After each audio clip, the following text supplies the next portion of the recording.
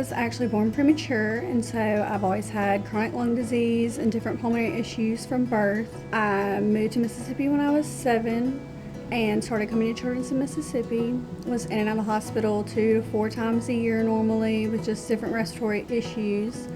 But when I was 17, I was diagnosed with a spontaneous pneumothorax and I had to be hospitalized for about 2 weeks.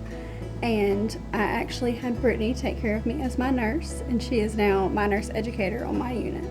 She had posted something about it on Facebook and saying that 5 years ago, this was her last time being admitted in the hospital. And so whenever she said that, I thought, okay, that name is so familiar. So I texted her and I was like, Abby, were you in 270 when you were here by chance? I was like, oh, maybe. I don't really remember the room number. And she's like, did you get asked to prom? Did you, all these things. And I was like, oh, yeah, that was me. A guy came and brought a poster and asked her to go to prom with him. So she was like, yep, that was me. And so I thought, oh my goodness, I was your nurse for 5 days. And we just did not make that correlation until you had been here several months as a nurse. When I started, I would meet people and I would see them, and I would think, like, were they my nurse? Did they take care of me? Like, do I know them? Or did I just, meet them last week and I forgot their name? She told us that she had been admitted to Children's multiple times since she was very small, but I didn't prompt her to tell me, where she had been admitted or anything like that. So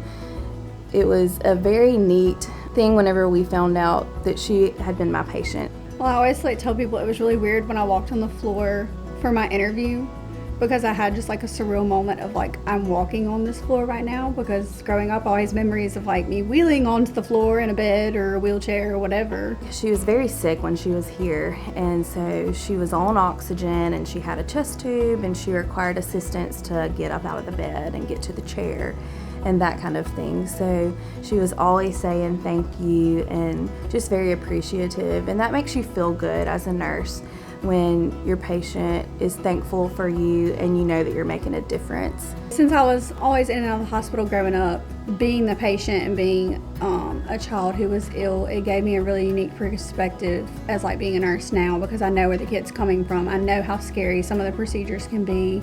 I know what it feels like to have IVs and PICC lines and chest tubes and, be going to surgery after surgery. And so I think it just gives me a unique perspective that I can really relate to the kids. And I've been able to actually tell parents of my patients about it, and they said they've found a lot of comfort in knowing and seeing me looking so healthy and, being able to continue and get my education and be a nurse and take care of kids. I knew I always wanted to work in the medical field. I wasn't dead set on nursing at the beginning.